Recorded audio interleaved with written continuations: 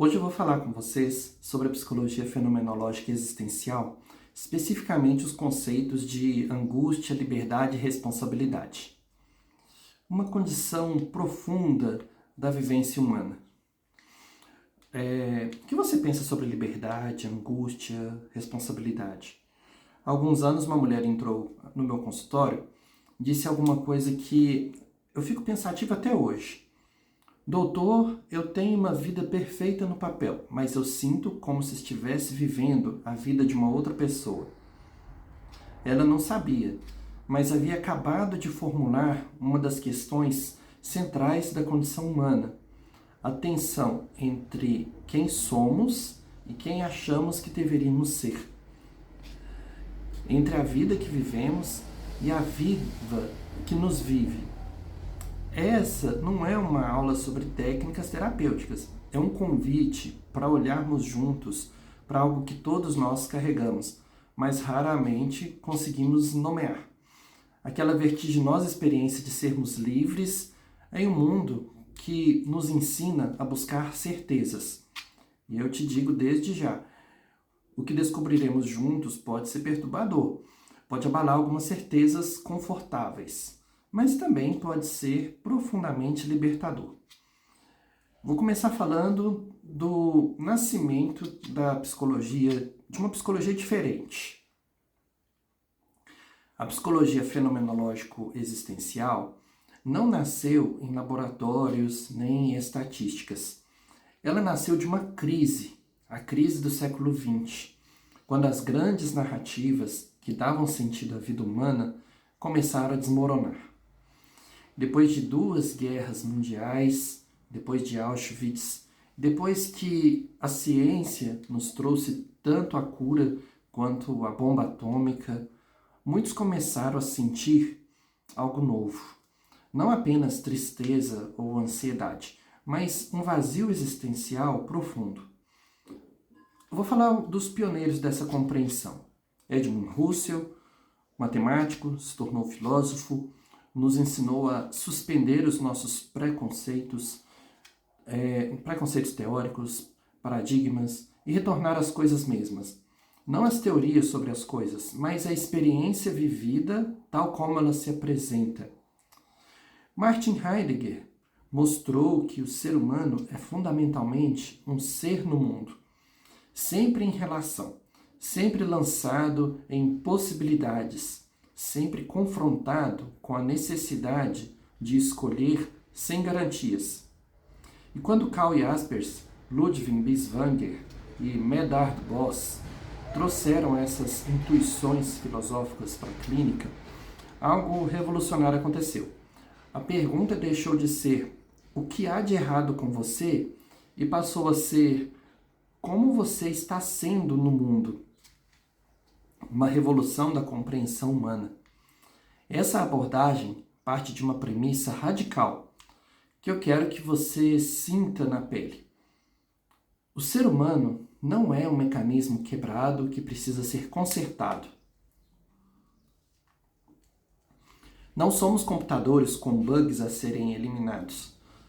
Não somos máquinas com peças defeituosas. Somos seres conscientes, capazes de reflexão, confrontados com questões para as quais não existem manuais de instruções. Nós somos seres que buscam sentido em meio a uma existência que é, por sua própria natureza, ambígua, paradoxal, aberta.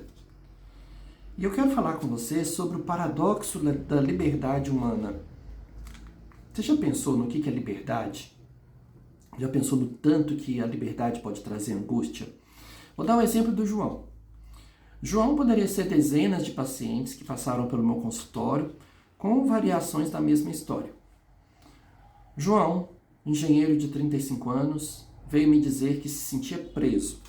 Tinha um emprego estável, estava noivo, comprou uma casa no bairro em que cresceu, tudo certo, tudo planejado, tudo socialmente aprovado. Mas repetia com uma angústia que ele não conseguia nomear. É como se estivesse seguindo um roteiro que não escrevi. Ele dizia isso. Isso era uma náusea existencial. João estava vivendo o que Jean-Paul Sartre chamou de náusea. Não náusea física, mas uma náusea existencial. A percepção súbita e perturbadora de que não existe uma essência prévia que determine quem devemos ser. Para Sartre, a existência precede a essência. Isso significa algo revolucionário. Primeiro existimos, depois nos tornamos quem somos através das nossas escolhas. Não nascemos com um manual de instruções gravado na alma. Não há um João verdadeiro esperando para ser descoberto. Há um João sendo criado a cada momento pelas escolhas que faz. Isso é liberdade, no sentido mais radical, mas também é condenação. O homem está condenado a ser livre. Por que Sartre usou a palavra condenação?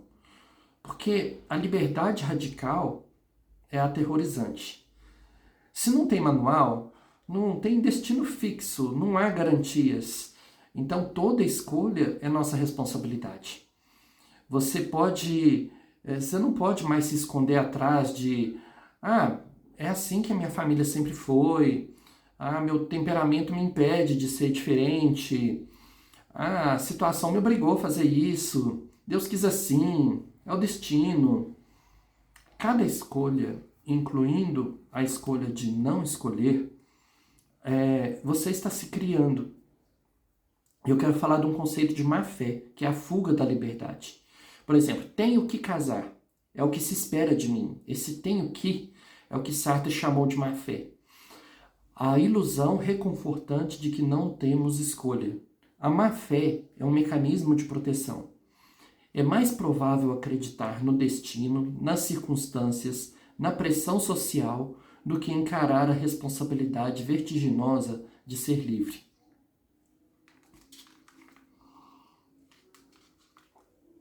Aqui está o paradoxo cruel. Mesmo quando fingimos que não somos livres, essa escolha de fingir já é um exercício de liberdade. Não tem escape da condição humana.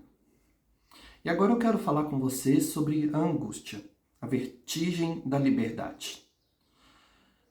É preciso fazer aqui uma distinção que pode mudar completamente a sua compreensão do sofrimento psíquico. Ansiedade é diferente de angústia. A diferença é que tudo muda. Olha só, ansiedade é medo de algo específico, medo de contas a pagar, de provas que você tem que fazer, de ser rejeitado, de falar em público. A ansiedade tem um objeto, tem nome, pode ser trabalhada com técnicas específicas, técnicas de respiração, né? Mas a angústia é completamente diferente. É a experiência de estar suspenso dentro das próprias possibilidades infinitas. Søren Kierkegaard, considerado o pai do existencialismo, chamou isso de a vertigem da liberdade. Eu quero falar da metáfora do precipício. Veja só essa ilustração de Kierkegaard, porque ela pode tocar profundamente você. Imagine-se você na beira do precipício. Você sente um medo estranho, não apenas de cair acidentalmente, mas algo mais perturbador. O medo de vocês mesmos saltarem. Não porque querem morrer, mas porque percebem subitamente que poderiam fazê-lo. Vocês são livres para fazê-lo.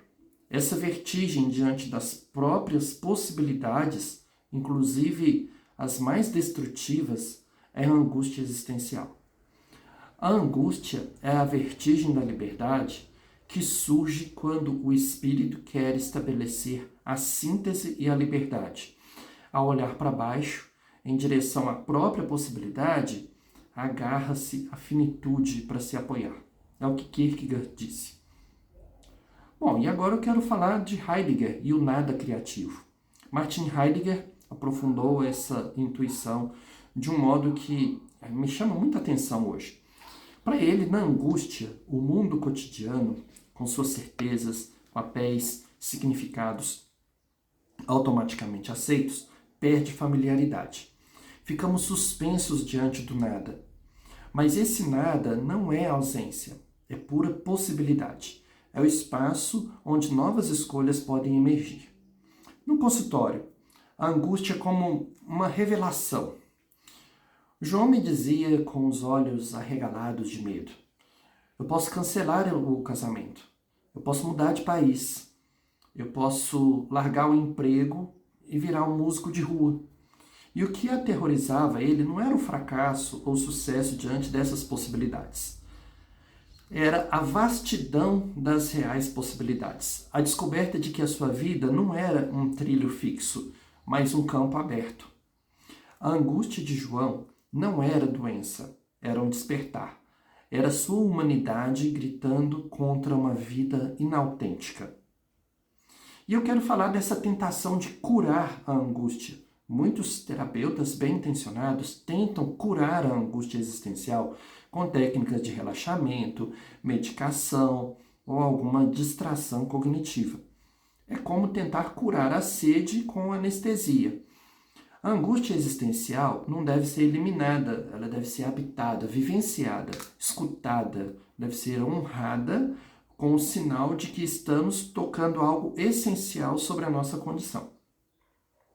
E eu quero falar com vocês sobre responsabilidade, o preço e a dignidade da liberdade. Se somos livres, e somos, então somos responsáveis. Mas eu preciso que vocês esqueçam tudo que vocês aprenderam sobre a responsabilidade, como moralismo, culpa ou cobrança. A responsabilidade, na perspectiva existencial, é a capacidade de resposta. Viktor Frankl e a descoberta fundamental dele, o sobrevivente de Auschwitz, ele revolucionou a nossa compreensão da condição humana. Em meio àquele horror absoluto dos campos de concentração na Segunda Guerra Mundial, ele observou alguma coisa muito interessante. Entre o estímulo e a resposta tem um espaço, e nesse espaço reside a nossa liberdade de poder escolher a nossa resposta.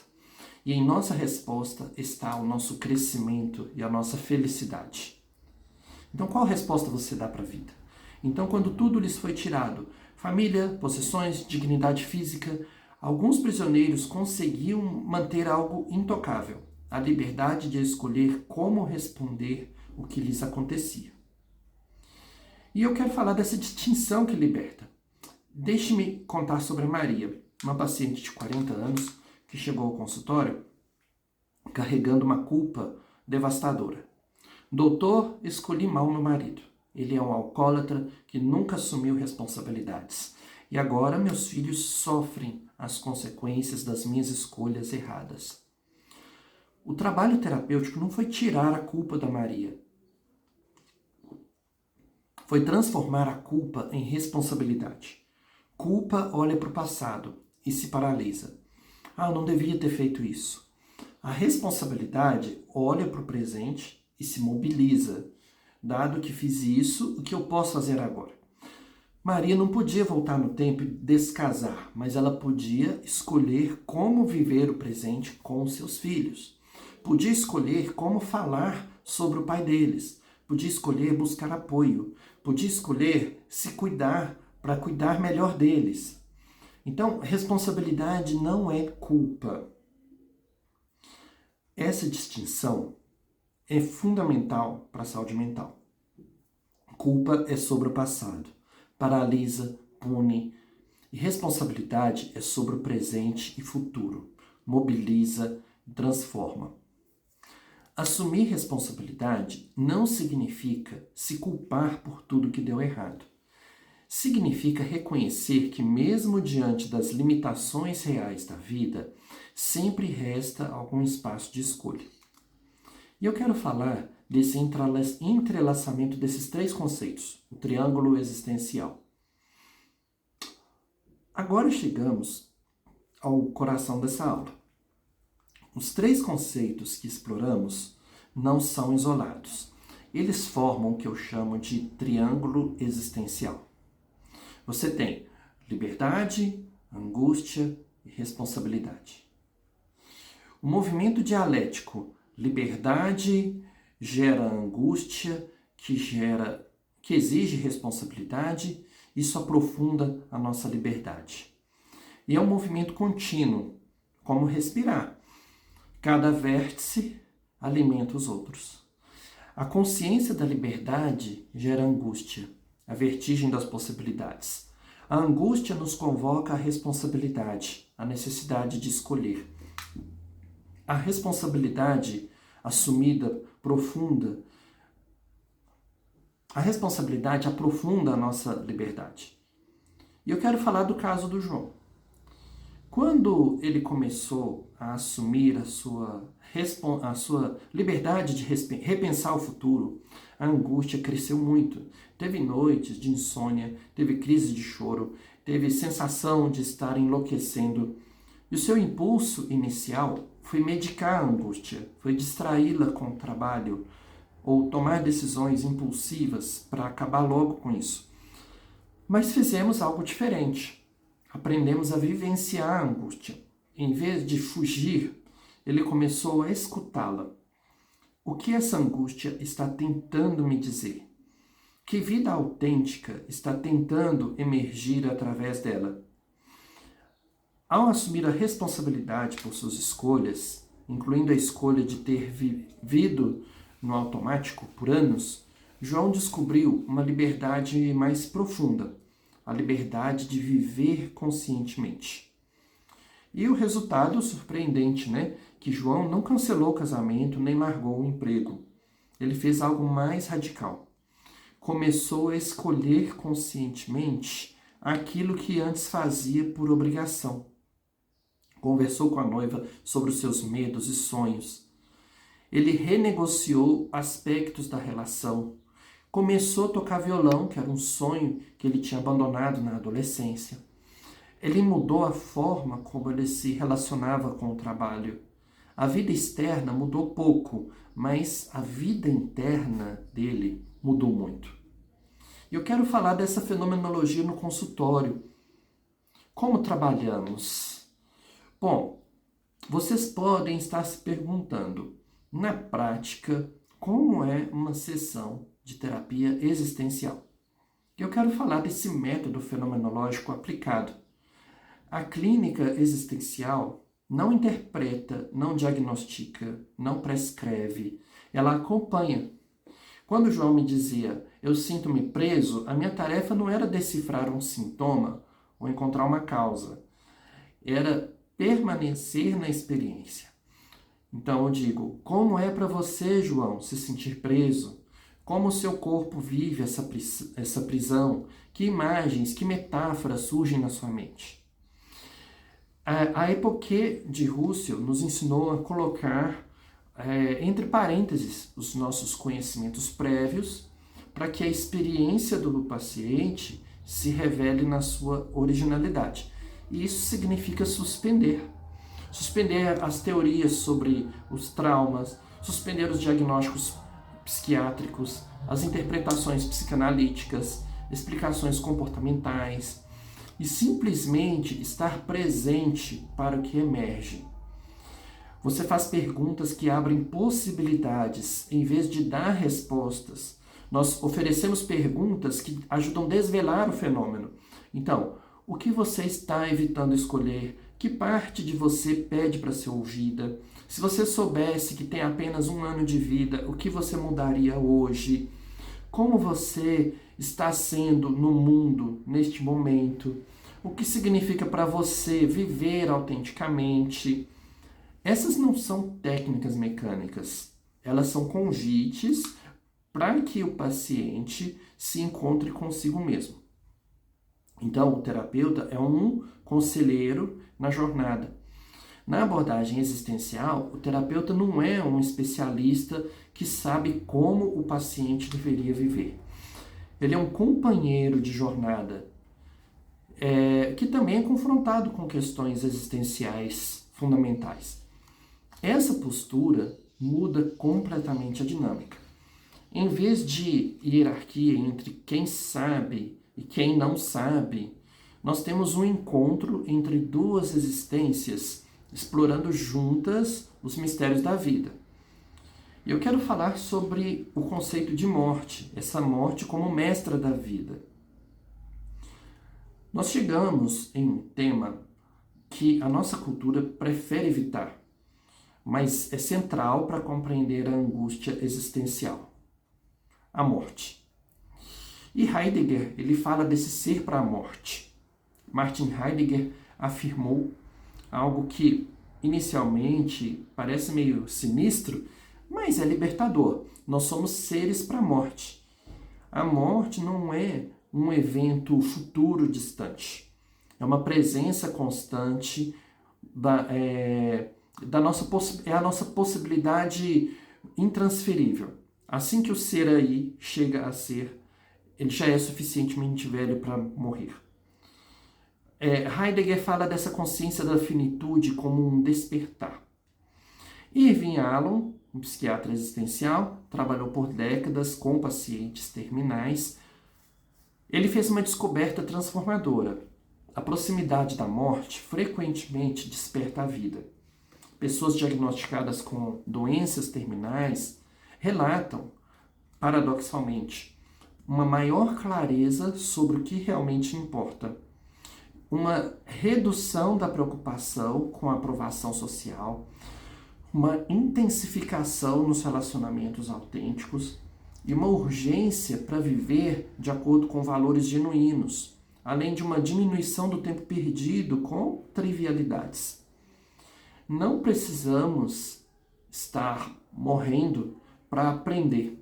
E a boa notícia é que não precisamos receber um diagnóstico terminal para acessar essa clareza, né? Basta lembrar conscientemente de que somos mortais. E uma das práticas que eu sugiro aos pacientes é o que chamo de meditação da finitude. Uma vez por dia, por alguns minutos, lembrar-se genuinamente de que esse dia não voltará, de que a nossa vida tem data de validade. Isso não é mórbido, isso vivifica a gente. Eu vou contar a história da Helena. A Helena era uma senhora de 78 anos, que eu conheci nos meus primeiros anos como psicólogo. E ela havia perdido o marido recentemente. Os filhos eram distantes e sentia que a vida não tinha mais sentido. Para que viver? Ela perguntou na primeira sessão, com uma sinceridade devastadora. Nós trabalhamos juntos por meses. Helena explorou a solidão, a perda, o medo da morte, a sensação de inutilidade. E um dia ela chegou diferente. Havia um brilho diferente nos olhos dela. Ela falou assim, olha, eu descobri por que eu vivo. Ela tinha uma serenidade muito marcante. Para que, Helena? Ela para ser testemunha. Testemunha de que é possível viver com dignidade até o fim. É possível encontrar sentido mesmo na perda. É possível envelhecer sem amargurar. Helena me ensinou que o sentido não precisa ser grandioso para ser profundo. Às vezes é suficiente ser testemunha da própria humanidade. E eu quero falar com vocês sobre a solidão existencial, o encontro autêntico. Chegamos a outro dos dados últimos da existência, a solidão existencial. A solidão que não se cura com companhia. E eu não estou falando da solidão de quem está fisicamente sozinho. Eu estou falando da solidão fundamental de quem percebe que, em última instância, nós nascemos sozinhos, morremos sozinhos e devemos enfrentar sozinhos as questões mais profundas da vida. Ninguém pode morrer por você. Ninguém pode viver por você. Ninguém pode escolher por você. E esta não é uma limitação trágica. É condição da nossa dignidade. Eu quero falar desse paradoxo do encontro. É um paradoxo. É apenas ao aceitar plenamente a nossa solidão existencial que nos tornamos capazes de encontros autênticos com outros seres humanos. Quando deixamos de esperar que o outro nos complete, nos salve ou nos dê sentido, nós podemos encontrá-lo como ele realmente é. Outro ser humano também, enfrentando a sua existência. E no consultório, como que nós vemos isso? A solidão, no trabalho terapêutico, tem momentos que o paciente percebe com muita clareza: olha, você não pode viver por mim, não é? E eu respondo: não, não posso. Mas eu posso caminhar ao seu lado enquanto você aprende a viver por si mesmo. O cliente tem que aprender a andar com as próprias pernas. E é nesse momento que a verdadeira terapia começa. Não mais o paciente tentando transferir a responsabilidade da vida dele para o psicólogo, mas dois seres humanos caminhando juntos nesse mistério da existência. E eu quero falar dessa busca de sentido, além da felicidade, né? Viktor Frankl, aquele psicólogo dos campos de concentração da Segunda Guerra, ele propôs que a motivação humana fundamental não é a busca do prazer, como dizia Freud, nem do poder, como dizia Adler, mas a busca de sentido. Quem tem um porquê enfrenta quase qualquer como. Nietzsche dizia isso e foi citado por Frankl. E quero falar desse sentido versus a felicidade, né? A diferença é muito interessante. Felicidade é um estado emocional temporário, dependente das circunstâncias. E o sentido é uma orientação existencial duradoura, que não depende das circunstâncias. Você pode não estar feliz e ainda assim viver uma vida plena de sentido. Paradoxalmente, pode estar feliz vivendo uma vida completamente vazia. Ele fala de 3 vias para o sentido. Frankl identificou 3 fontes de sentido da vida: os valores criativos, o que damos ao mundo, o trabalho significativo, a arte, a criação, contribuição social, cuidado com os outros, né? O segundo são os valores existenciais, aliás, os valores vivenciais, o que recebemos do mundo: amor genuíno, experiência da beleza, encontros profundos, momentos de transcendência.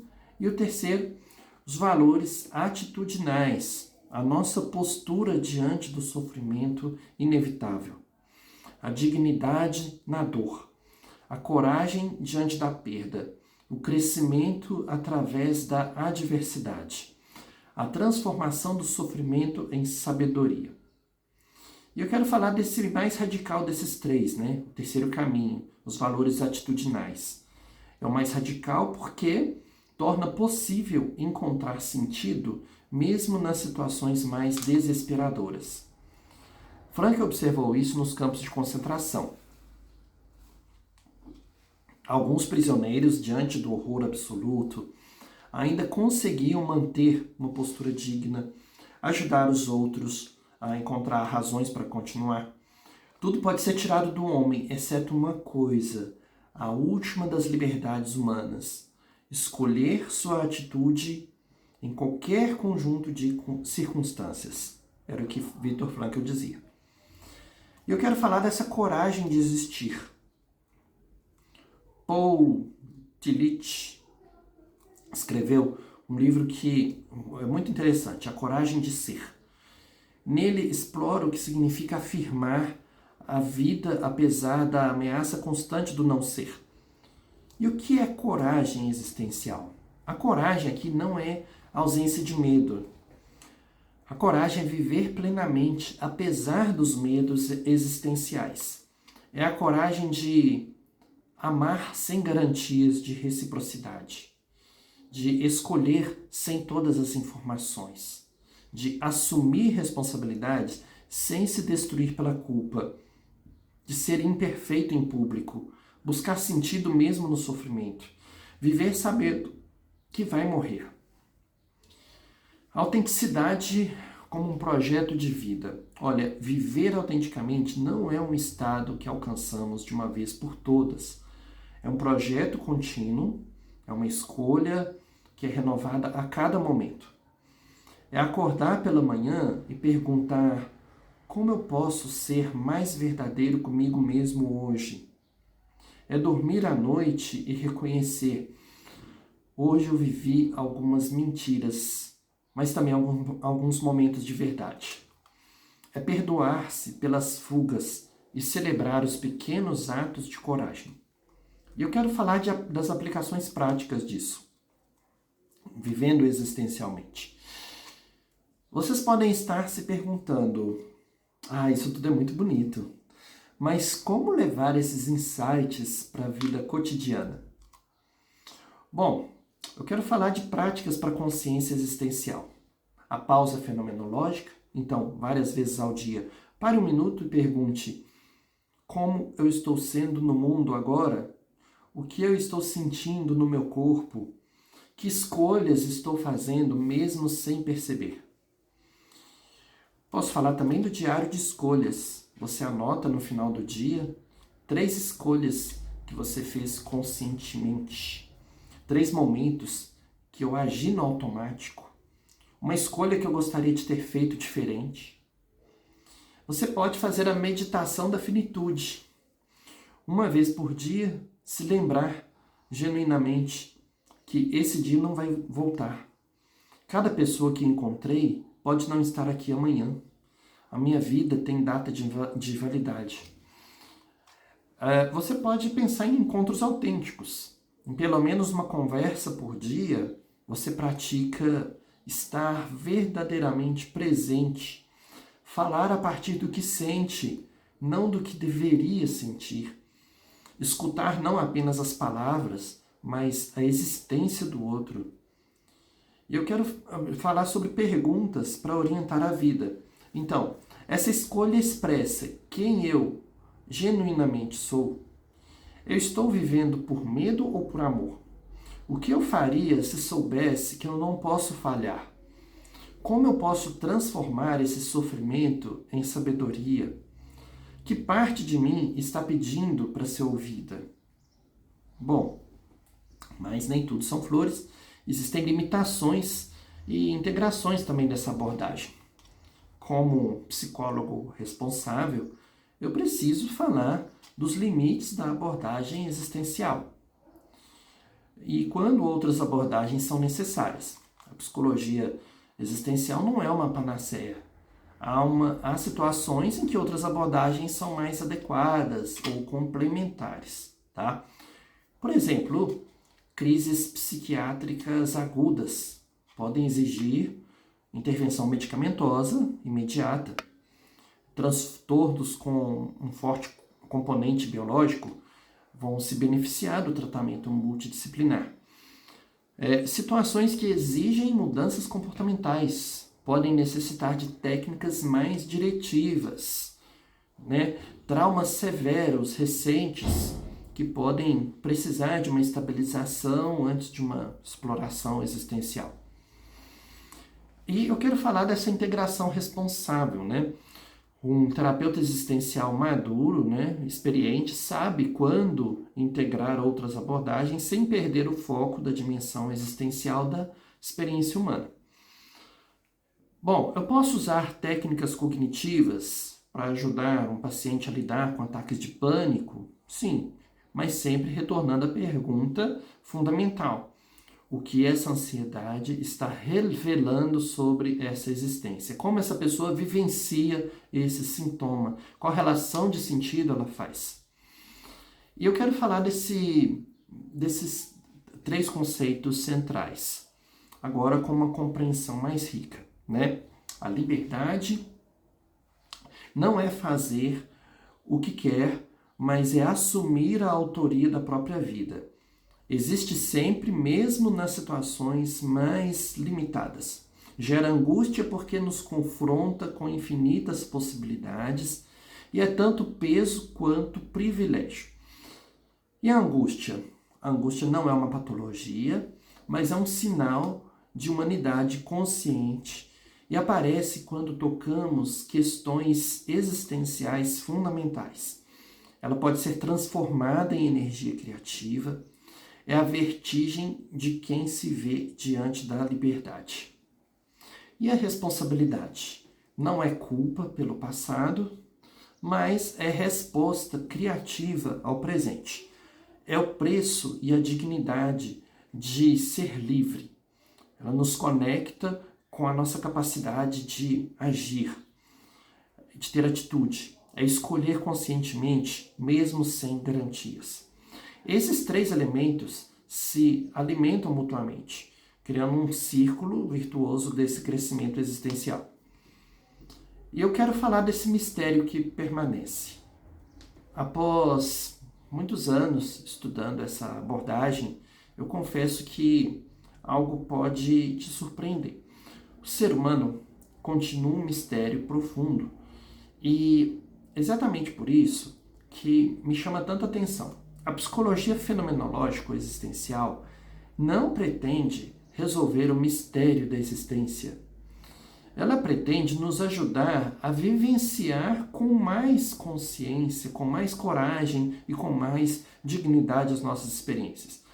Nós não oferecemos fórmulas, mas companhia na jornada. Nós não damos respostas definitivas, mas ajudamos a formular melhores perguntas. Não eliminamos o sofrimento, mas ajudamos a transformá-lo em sentido. E nós temos que ter humildade terapêutica. Essa abordagem nos ensina uma humildade que é muito importante. Nós não sabemos como o outro deveria viver. Apenas podemos acompanhá-lo enquanto ele descobre o seu próprio modo de ser no mundo. É uma psicologia que renuncia ao poder de consertar as pessoas para abraçar o privilégio de testemunhar o processo de alguém, tornando-se mais plenamente humano. E eu quero agora fazer um convite a essa aventura da existência. Você que conseguiu refletir sobre a nossa vivência, a nossa experiência, a coragem de questionar, de buscar, nós não conseguimos dar respostas fáceis para as pessoas. A jornada existencial não é para pessoas fracas, vamos dizer assim. A vida é um verdadeiro teste de inteligência, né? Temos que olhar para as pessoas e assumir a responsabilidade sem culpa. Amar sem garantias de reciprocidade. Viver sabendo que um dia vai morrer. Encontrar sentido onde aparentemente não tem sentido.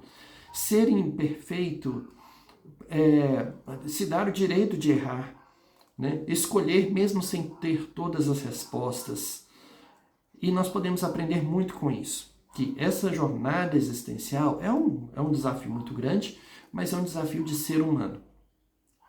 Eu quero falar uma história também. Uma história que me marcou muito.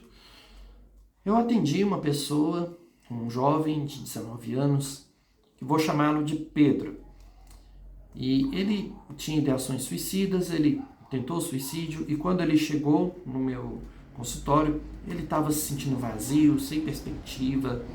Ele dizia, a vida não faz sentido, nada importa. E durante meses exploramos juntos esse vazio. Eu não tentei convencê-lo de que a vida tinha sentido, em vez disso eu permaneci com ele nesse lugar desolado, respeitando a sua dor existencial, sinalizando também que parece que ele não queria não queria se matar, ele queria matar a dor dele, né? E nós chegamos num ponto assim, que ele disse que ele poderia sim encontrar um sentido para a vida dele. Ele começou a estudar outras pessoas como ele começou a sobreviver a isso e ajudar outras pessoas a vivenciarem a angústia também. Ele curou a angústia existencial dele ajudando outros. Ele aprendeu a transformá-la em um propósito, em um sentido. E hoje ele é até um estudante de psicologia. A dor dele se tornou a vocação dele. O sofrimento dele se transformou em sabedoria. O sentido não precisa ser grandioso. Pedro nos mostra que o sentido não precisa ser grandioso demais para ser transformador. Nós não precisamos salvar o mundo.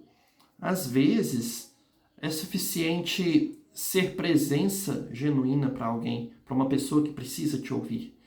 Uma pessoa que precisa ser compreendida. Então, criar um pequeno gesto autêntico, viver com integridade, fazer pequenas escolhas diárias, testemunhar com dignidade a sua própria existência pode ser transformador.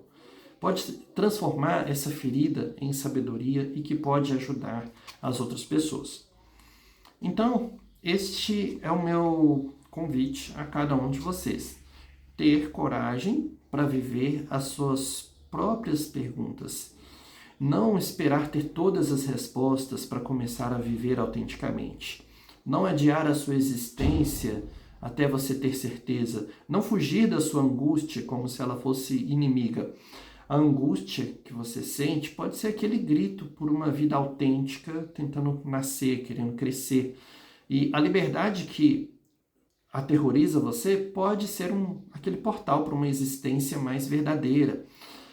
A responsabilidade que pesa pode ser um caminho para uma dignidade que ninguém pode tirar de você. Então viva com todas as incertezas, com toda a finitude, com toda a responsabilidade que isso implica. Viva conscientemente, porque essa é a única vida de vocês, que vocês têm, e ela está acontecendo agora, não no futuro, quando tiverem resolvido todos os problemas, e não no passado, em memórias idealizadas. Agora, nesse momento em que escutam, nesse momento em que respiram, nesse momento em que sentem o seu coração batendo. Esse momento é único, é um momento que realmente você possui. E nele reside toda a sua liberdade, toda a sua responsabilidade, toda a possibilidade de viver autenticamente. Então, que você encontre coragem para abraçar a sua humanidade, abraçar a sua existência, né? Que transforme a sua angústia em uma busca autêntica de sentido, que assuma a sua liberdade sem fugir da responsabilidade e que encontre sentido não apesar do sofrimento, mas através dele, que vivam de tal forma que ao final de cada dia possa dizer: hoje eu fui verdadeiro comigo mesmo. E descubram que na jornada de se tornarem plenamente humanos, que essa é a aventura mais extraordinária que alguém pode viver, você realmente, de fato, encontra sentido. Uma coisa importante que eu quero falar é que o terapeuta também é humano, o psicólogo é humano.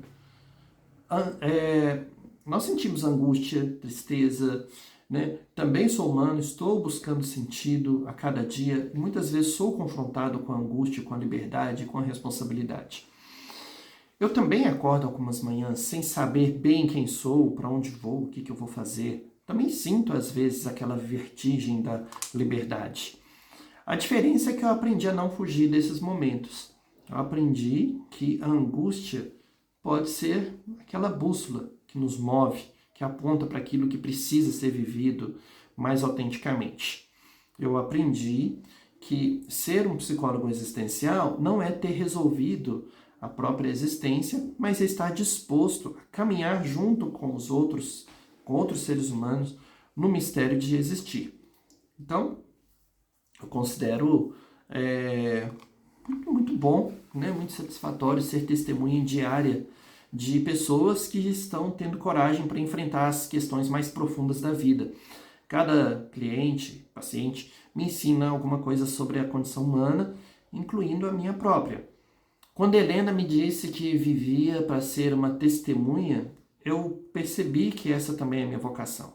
Ser testemunha da capacidade humana de encontrar sentido, mesmo, especialmente, nas situações mais difíceis. E então, essa aula, ela não termina aqui, é uma jornada existencial que continua enquanto estivermos vivos. E as perguntas que exploramos hoje não são para serem respondidas de uma vez por todas, mas para serem vividas ao longo de toda uma vida, né? Cada estação da existência, juventude, maturidade, velhice, nos confronta com novas versões dessas questões fundamentais. E isso não é o problema. É a riqueza de ser humano. Obrigado por terem me permitido compartilhar com vocês um pouco mais sobre a psicologia existencial. Então vamos voltar às coisas mesmas, vamos buscar sentido, vamos desfrutar dessa liberdade que está dentro de nós. Muitas pessoas têm uma liberdade dentro de si, mas não conseguem desfrutar dessa liberdade. Nós somos confrontados no dia a dia com a possibilidade de fazermos escolhas. Toda escolha gera angústia, mas você tem liberdade. Você tem liberdade de fazer escolhas. Você tem liberdade para contar uma nova narrativa para você sobre o que você deve fazer. Muitas pessoas vivem em função do passado, não conseguem desfrutar do presente, vivem preocupadas com o futuro. E a psicologia existencial nos ensina a vivenciar a nossa liberdade, a fazermos escolhas conscientes, a compreendermos a nossa angústia, o que a nossa angústia tem a dizer para nós, o que ela quer nos ensinar. Eu lembro de uma pessoa que eu atendi que ela não pode ter filhos. Uma pessoa que já fez vários exames e, de fato, ela não consegue ter filhos, já tem 40 anos, e ela diz que se sente menos mulher por não ter filhos. Nós não podemos mudar as circunstâncias, mas nós podemos mudar a forma que nós reagimos a essas circunstâncias, como nós respondemos a isso, né? Lembro de uma outra pessoa também, que ele tem um vício, ele tem vício em cocaína e bebida. Toda vez que ele bebe, ele sente vontade de cheirar cocaína. E isso tem trazido vários prejuízos na vida dele, prejuízos sociais. Mas ele fala sempre, eu não consigo. Uma vez eu contei vários não consigos que ele falou durante a sessão. E eu perguntei para ele, você está se escutando? Você percebe o quanto você coloca que você não consegue? O quanto que isso tem sido uma verdade para você?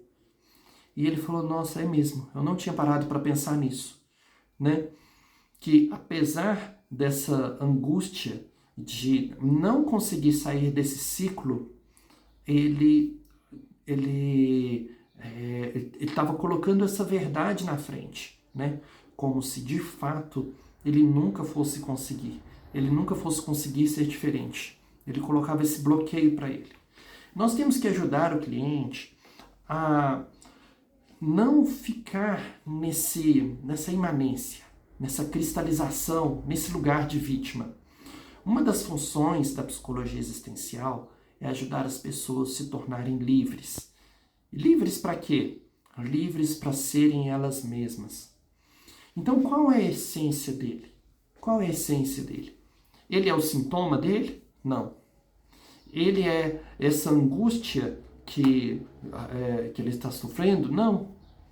Né? Mas ele estava vivendo em função dessa angústia. É muito importante ele desenvolver essa autoconsciência, né? Como uma frase de Carl Rogers que dizia assim, olha, quando eu reconheço como sou, então eu mudo. Então, o primeiro é essa autoconscientização. Para isso, nós, enquanto psicólogos existenciais, fenomenológicos, nós precisamos ajudar a pessoa a descrever essa experiência. Fala dessa experiência para mim. Então, na mente dessa pessoa, está tudo muito claro. Ele tem consciência plena do que ele deve fazer, né? A consciência é intencional, já dizia Russell. Ele tem essa consciência. Mas eu peço ele para descrever esse fenômeno para mim, para que eu consiga construir na minha mente esse fenômeno que ele está dizendo.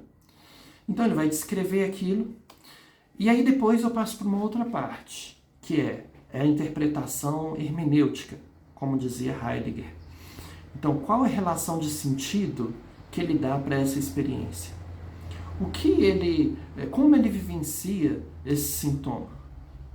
Eu lembro de uma outra cliente também que eu atendi, inclusive ela era estudante de psicologia também, veio do interior e morava na casa de uma tia, e essa tia tratava ela muito mal. Ela sempre se sentia muito culpada, tinha que ficar arrumando a casa, ia estudar de madrugada porque não tinha. Ela trabalhava durante o dia, arrumava a casa dessa tia e ia para a aula e só conseguia estudar de madrugada. E ela tinha ideação suicida. E ela falava assim: eu acho que se eu morrer ninguém vai notar, ninguém me compreende, ninguém me entende. Eu perguntei: quem você gostaria que te compreendesse? Ela falava: meus pais, eles não acreditam em mim, né? Agora pense, os pais não acreditarem nos filhos, né? Essa tia que falava sempre palavras muito negativas para ela, ela começou a se perder, a esquecer quem ela era de fato. E o nosso papel enquanto psicólogo existencial, nosso papel é ajudar essa pessoa a reencontrar a sua essência, quem ela é de verdade. Para isso nós vamos desvelar o fenômeno, ajudar essa pessoa a tirar todos aqueles lixos que foram colocados sobre a existência dela, sobre a vida dela. Vamos ajudar essa pessoa a reconhecer qual é a essência dela. Quando nós pensamos em essência, isso é bem interessante. Uma árvore, ela existe, né? E a essência dessa árvore é o quê? Por exemplo, um pé de abacate. É ser um abacate, dar abacate. Isso não pode mudar. Agora, o ser humano é diferente, né? A existência precede a essência. Nós existimos e vamos construindo a nossa essência a partir das nossas realizações.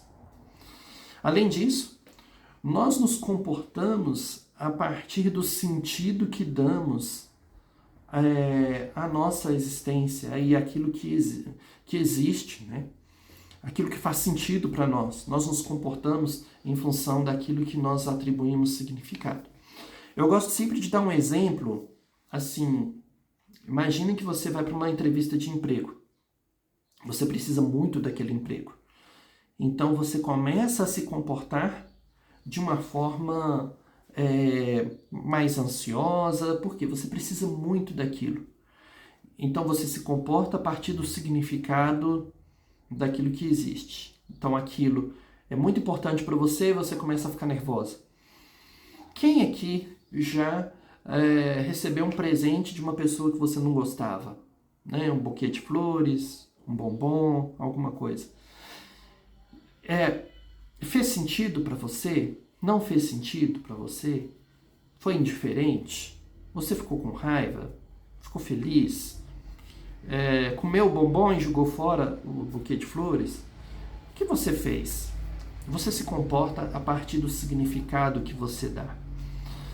Então, isso é muito interessante, nós pensarmos nessa dimensão humana, esse ser humano que faz escolhas, precisa se responsabilizar por elas, sente angústia, mas não é qualquer angústia.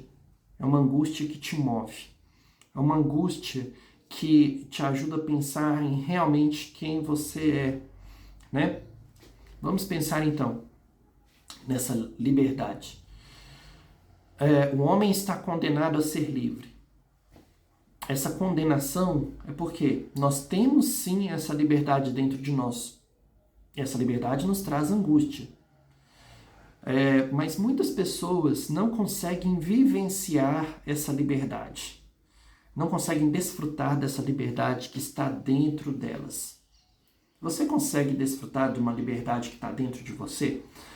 E aí, talvez você me diga: mas Daniel, eu nasci num lugar pobre, não conheci meus pais, a situação sempre foi muito difícil, já passei fome, já passei dificuldade, né? Talvez sua realidade seja essa. São destinos inevitáveis, né? Onde você nasceu, os seus pais, né? Você não pediu para nascer ali, você foi lançado no mundo, um mundo que já existia, num mundo que muitas vezes é doloroso, é difícil. Se eu atendo você no consultório, eu sei que eu não posso mudar essa circunstância, mas eu posso te ajudar a pensar sobre o que você pode fazer apesar disso. O que você tem na mão que você pode mudar, né? Então você pode mudar a sua relação com isso tudo. Você pode fazer novas escolhas. Você pode assumir a sua responsabilidade pela sua própria vida. Eu lembro de um caso que eu atendi. A mulher era muito religiosa e ela acreditava em vidas passadas. E ela disse que ela estava sofrendo tanto assim, né? O filho mexia com droga, ela era uma pessoa muito triste, estava deprimida, o marido era depressivo e uma série de situações difíceis que ela enfrentava. E ela dizia que isso era por causa de um karma, porque ela tinha sido uma pessoa muito ruim no passado e por isso ela estava sofrendo assim agora. Você lembrou do conceito de má fé? Olha só, ela atribuía a responsabilidade dela para vidas passadas, para outras coisas que aconteceram. Bom, nós não vamos entrar no mérito da religião, mas o que eu disse para ela foi o seguinte: olha, vamos considerar que isso de fato aconteceu. Você realmente fez alguma coisa muito ruim no passado. Mas e agora? O que você está fazendo com a sua vida hoje? Qual é a sua responsabilidade hoje pelas suas escolhas? E isso virou uma chave nela. Porque ela pode sim quebrar esse ciclo. Ela não precisava repetir esse ciclo de sofrimento, de angústia, né? Atribuindo as situações, os problemas dela simplesmente a vidas passadas. Se você pensar bem, muitas vezes nós fazemos isso. Sempre a culpa é do outro. Ah, porque falaram mal de mim, as pessoas não gostam de mim, né?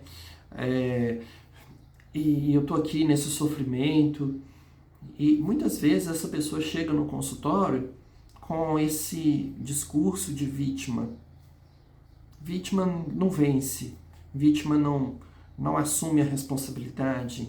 Por mais que seja dolorosa a situação da pessoa, é importante ela ver quais são os recursos internos dela. O que ela pode fazer para mudar isso? Que relações de sentido que ela dá para essa experiência, para essa existência? Então, esses conceitos de angústia, liberdade e responsabilidade são fundamentais na psicologia existencial. Pensando na fenomenologia, então nós pedimos à pessoa para descrever essa experiência dela. Descreve para mim o que está acontecendo. Então ela vai descrever, passo a passo, com o máximo de detalhes possível. É a descrição fenomenológica. Eu peço ela para fazer essa descrição sem julgamentos. Então eu coloco tudo aquilo entre parênteses, meus preconceitos, teorias, eu coloco lá do lado de fora do consultório, né?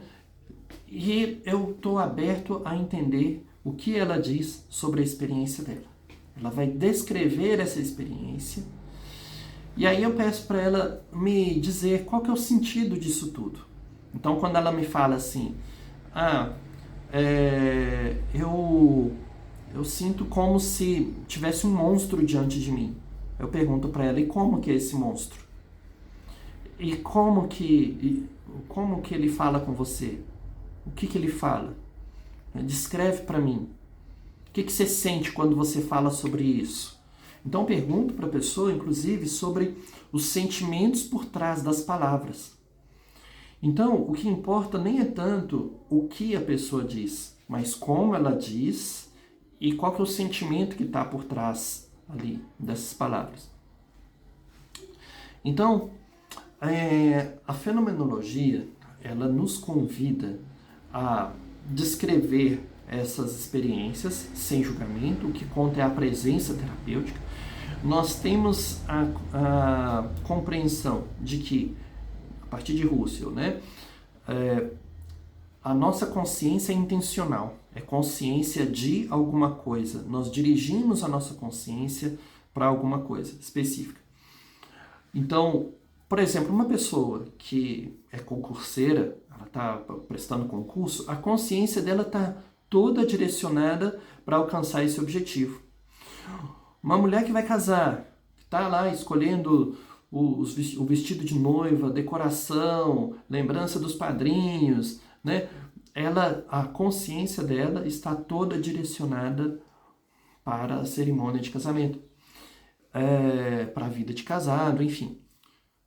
Uma mulher que quer muito ter filho, a consciência dela está toda direcionada para isso. O que você percebe?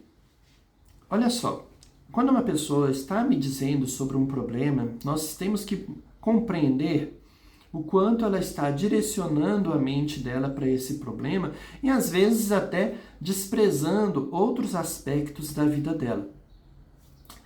Eu gosto de comparar a vida da pessoa com um livro, né? Eu pego um livro e falo assim, olha, eu entendo que essa situação que você está me contando é muito importante para você.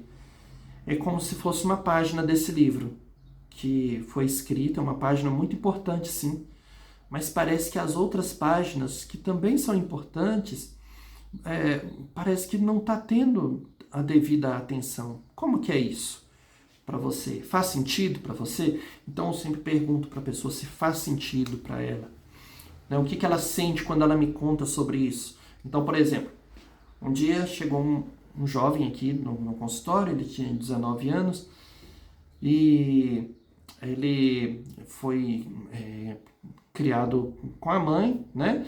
E o pai ia só de vez em quando visitar. Ele era caminhoneiro, então ele vinha uma vez por ano, mais ou menos. E aí eu perguntei para ele o que ele sentia quando ele falava desse pai, né? E aí ele expressou assim, raiva. Aí ele expressou uma emoção assim de raiva, né, muito intensa. E aí eu falei, raiva? Eu repeti de novo para ele. Aí ele começou a chorar e falar, né, do quanto ele se sentia abandonado, se sentia triste, porque o pai dele era assim, assim, assim. Bom, eu não posso mudar quem é o pai dele, né? Não posso. Ele não pode trocar de pai, mas ele pode mudar a forma que ele se relaciona com isso. De tal forma que a situação é difícil? Sim, mas você pode olhar para essa situação como se fosse uma cicatriz. Uma cicatriz que ela tá ali, você sabe que aconteceu, mas não dói mais. Ok? Então, é isso que eu gostaria de falar com vocês hoje e eu te vejo na próxima aula.